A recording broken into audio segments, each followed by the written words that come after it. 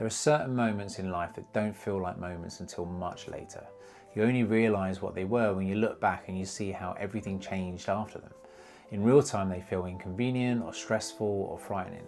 They feel like something going wrong, but when the dust settles, you see the truth. Some of the best things in your life only became possible because something else failed. That idea has followed me for years. I didn't always understand it, but it kept showing up in my life until I finally paid attention. And now when I look at the story of Rocco, the story of my own personal life, and the story of the choices I've had to make, that one line seems to repeat itself again and again. Some of the best things in my life only happened because something else did not go the way that I expected. Welcome to the Lead Well channel. This space is for those of us that want to step into a better version of ourselves without losing who we are in the process. It's for people who care deeply, who carry a lot, and who want to bring some understanding and calm into the middle of their chaos. In this video, we're going to explore something that every single one of us experiences, yet very few of us talk about openly: failure. The fear of it, the usefulness of it, the importance of learning from it quickly, and the ways that failure, especially the kind that we resist, ends up becoming the teacher we needed more than the victory that we were chasing. Failing fast, pivoting when needed, accepting failure when it's honest, and celebrating the small wins that often hide inside the moments that look like a loss. I want to tell you a story about a yard, a simple, boring, never thought about kind of space, a yard that, without exaggeration, kept us alive. When COVID hit, the world stopped. There was no other way to put it. Everything went quiet. Restaurants were shutting, people were anxious. Every business owner I knew was waking up each day not knowing if their doors would ever open again. Plans dissolved overnight, confidence dissolved with it, and for a lot of us it felt like the ground had just disappeared under our feet. Before COVID, we shared the yard that was around the back of our building with the neighbours, but it was a nothing space, a utility area, bins, boxes, a loading spot. There was no magic there, no possibility. It was just part of the building, something that you walk past without noticing. Then during COVID, the two neighbours just up and left, just gone. Suddenly that yard, which had never meant anything, was completely empty except for us. At first it felt like another problem, another thing to figure out at a time when there were already too many things to figure out. But something inside of me paused. There was a space, a literal space, a gap that had not existed before. And once I noticed it, I could not stop thinking about it. What if we asked the landlord to use it? What if we turned it into a garden? What if this dead space could become our life raft? It didn't make sense on paper, and it didn't feel like a clever business move. It was a pivot born from nothing more than instinct and survival. But we asked, and the landlord agreed. And because the neighbours had left, we convinced him to remove the yard from the other leases and added it into ours with sole usage rights. I can't overstate this. The thing that looked like a loss, the departure of the neighbours, the anxiety of COVID, the uncertainty of everything, that one uncomfortable moment created the possibility that kept us alive. That yard became the hacienda. It became an extension of our identity. It became the reason that we could trade through COVID. The reason we could survive, the reason that we could keep people employed, and the reason that we could keep the doors open. Everything about that moment looked like failure. It felt like failure, it felt like something being taken away, but in reality something was being given, something I could not have possibly seen at the time. And this is what failing fast looks like. It's not always a dramatic crash, sometimes just a moment where you say, this is not working, so what can we do now? Most people fear failure because they think it's a verdict. But failure is feedback, failure is direction, and failure shows you what the next step needs to be long before success ever does. Failing fast does not mean expecting everything to go wrong. It means refusing to waste time pretending something is right when it's clearly not. It means adjusting the moment life asks you to adjust.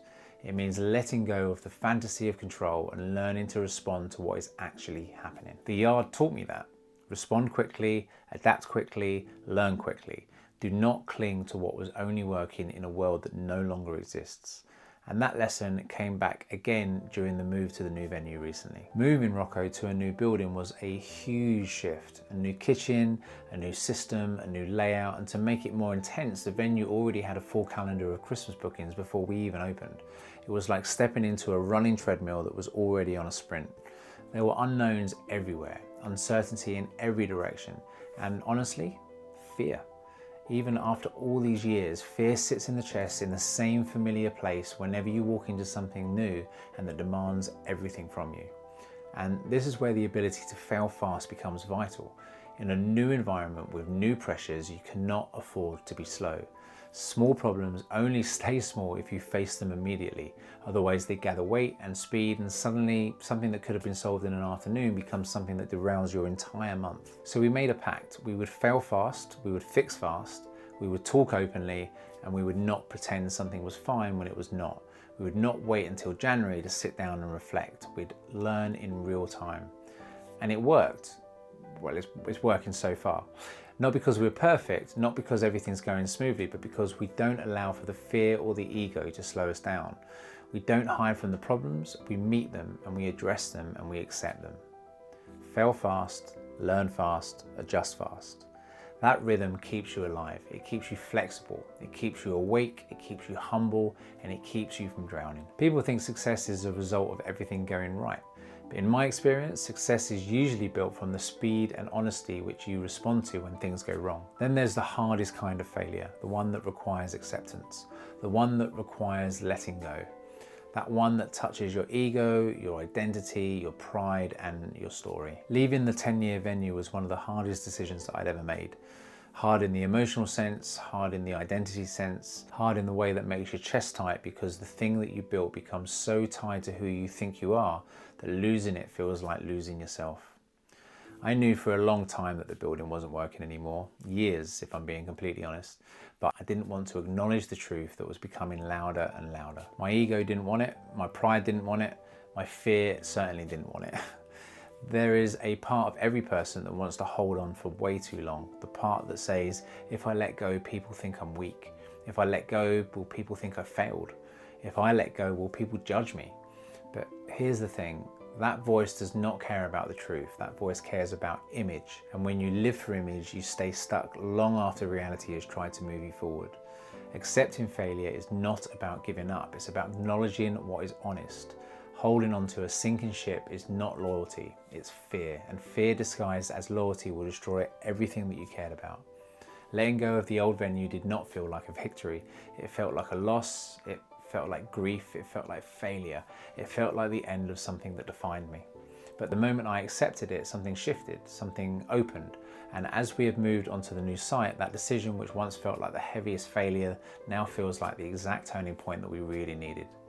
The relief is real, the clarity is real, the energy is real, and the excitement is real. The future feels more possible than it's done in years, and none of that could have happened if I just refused to accept the truth. That's the thing about failure, it feels like a closed door, but often it's the only doorway that leads to your next chapter of your life. You never see the purpose while you're in it, you never see the meaning while you're hurting, and you never see the clarity until you look back. But when you do look back, you understand. The yard, the new venue, the old venue, the moves, the decisions, the risks, the fear. Everything makes sense in reverse. When I look back at my life and the journey of Rocco, I can see a pattern I could not see at the time. Every moment that felt like a failure was actually shaping me. Every time something fell apart, something else was quietly forming. Every loss was rearranging the pieces that would later become the win. But when you're standing in the middle of failure, that is not how it feels. It feels like the world is closing in. It feels like you're running out of time. It feels like you're the only one who has ever struggled in this way. And that feeling isolates you. It makes you think something is wrong with you. It convinces you that you're the only one falling short. But if you speak to anyone who has built anything meaningful, you will hear the same truth. They failed their way forward. They fell into the next chapter. They lived the seasons where the only thing that carried them was the decision to keep moving. People want success without discomfort, growth without friction, progress without uncertainty. They want the arrival without the process. But failure is not a punishment. Failure is the curriculum. It teaches you what your comfort never will. The problem is that we mistake discomfort for danger. We mistake challenge for a sign that we're not ready. We mistake uncertainty for a reason to stop. But the more I've lived through these moments, the more I've understood this. Discomfort is not proof that you are failing. Discomfort is proof that you are moving, because nothing evolves in a warm, familiar spaces of your life. Evolution happens in the unknown. Failing fast is simply the willingness to acknowledge the unknown without turning away. It's the clarity to look at something and say, this is not working and I refuse to pretend that it is. It's the courage to pivot. And pivoting is a word that people love when they are talking about someone else's life but struggle to apply it to their own. Because pivoting requires humility, it requires honesty. Pivoting requires letting go of the image that you have been clinging hold on to. But I promise you this, if you can learn to pivot quickly, life becomes much softer, much kinder and much more fluid, because you are no longer rigid, you're no longer fighting the flow, you're no longer gripping tightly to an old version of yourself. You're able to see what is moving and then move with it. And when you can do that, small wins begin to appear everywhere. Small wins are tiny lights that guide you through the dark. Most people ignore them because they're waiting for the big victory, the dramatic outcome, the moment everything makes sense. But big victories are only ever made from a series of small ones. The yard. That was a small win at first. It did not look like success. It looked like a weird idea born out of desperation, but it was the first brick in what became a lifeline. The new venue, the early adjustments, the tiny improvements, the decisions that we made day after day, each one was small, none of them looked like a miracle, but they built a momentum that allowed everything else to work. Even the decision to leave the old venue had small wins hidden inside of it. The clarity, the relief, the sense of possibility, the energy that came back when the emotional weight lifted. None of those moments were dramatic, but they were the early signs that something better was coming. Small wins are not loud, they're quiet, they're patient, and they're easy to overlook. But ignoring small wins is the quickest way to break your own spirit. People quit because they can't see the progress that they're making, but progress is always happening. It's just subtle and it's just delicate. It lives in the spaces between the big moments. The day that you decide to face the truth instead of hide from it is a small win. The day you speak openly with your team about something uncomfortable, a small win. The day you accept that the old way is done, a small win. The day you take one step instead of none, a small win. The day that you admit something is not working and you adjust, another small win. Collect enough small wins and you realize something powerful. You've been moving forward the whole time, even when it felt like that you were falling behind.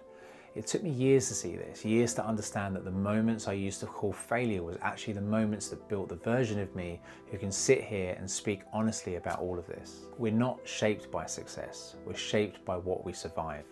Every time something breaks, something inside you becomes stronger, more resilient, more aware, more capable. Every time something breaks, something inside of you becomes stronger, more resilient, more aware, more capable, more aligned with the person that you need to become next. People often say life gives you what you need to grow, but I don't think life hands it to you like a gift. I think life reveals what is necessary through experience, and sometimes that experience is uncomfortable because the traits that you want to develop, they can't grow in ease, they grow in friction. Patience comes from waiting, resilience comes from pressure, courage comes from stepping into the unknown. Strength comes from carrying what you once thought you couldn't, and clarity comes from facing what you did not want to see. When I look at truly successful people, not the people who pretend to be successful online, but the ones that have built real lives in real depth, they all have the same story. Somewhere in their history, you'll find darkness that reshaped them. Somewhere you'll find the moment that looked like collapse, but later revealed itself as the beginning of everything. We never see the path clearly while we're walking on it.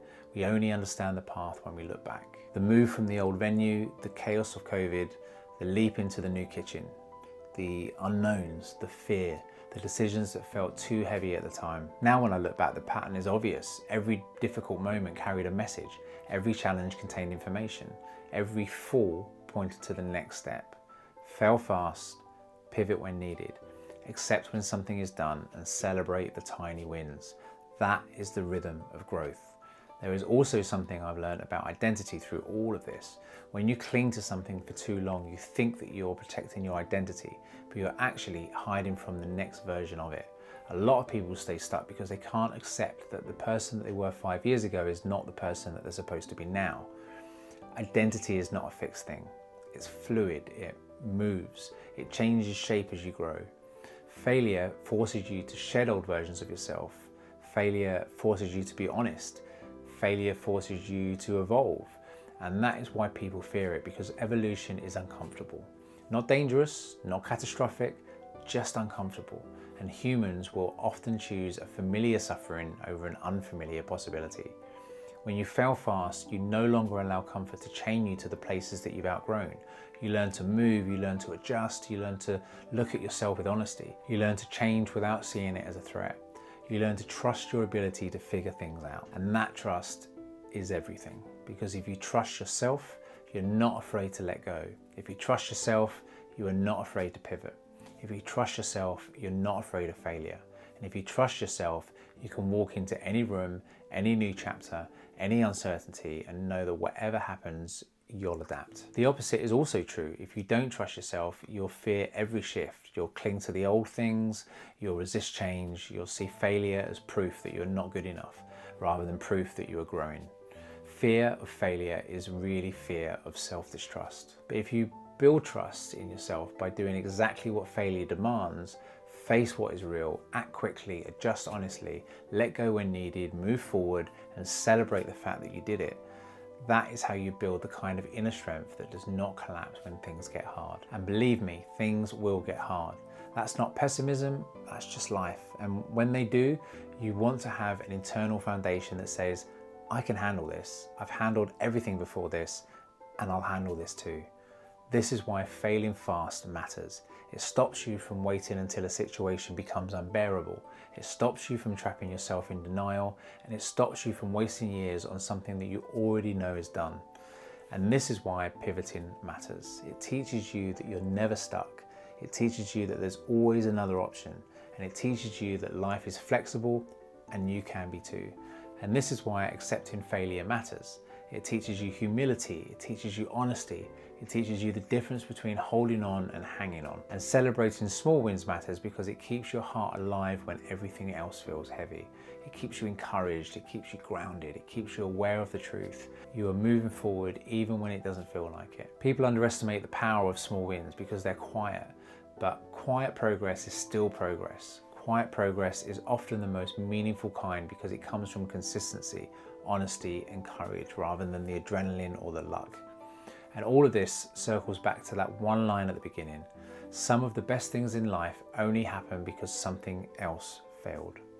The yard, the move, the new venue. All of it looks obvious now, but none of it looked obvious at the time. So if you're in a moment that feels heavy, remember this. What looks like failure today may become the foundation of the best chapter of your life. You don't need to know how yet, you only need to stay open, stay honest, and keep moving. So if you're in a moment that feels heavy, remember this. What looks like failure today may become the foundation of the best chapter of your life. You don't need to know how yet, you only need to stay open, honest, and keep moving. If you enjoyed this video, feel free to give it a like and a subscribe. It helps me, it helps the channel, and it helps people like us find the content that really matters. And as always, I'd love to remind you that you matter too. Don't forget that.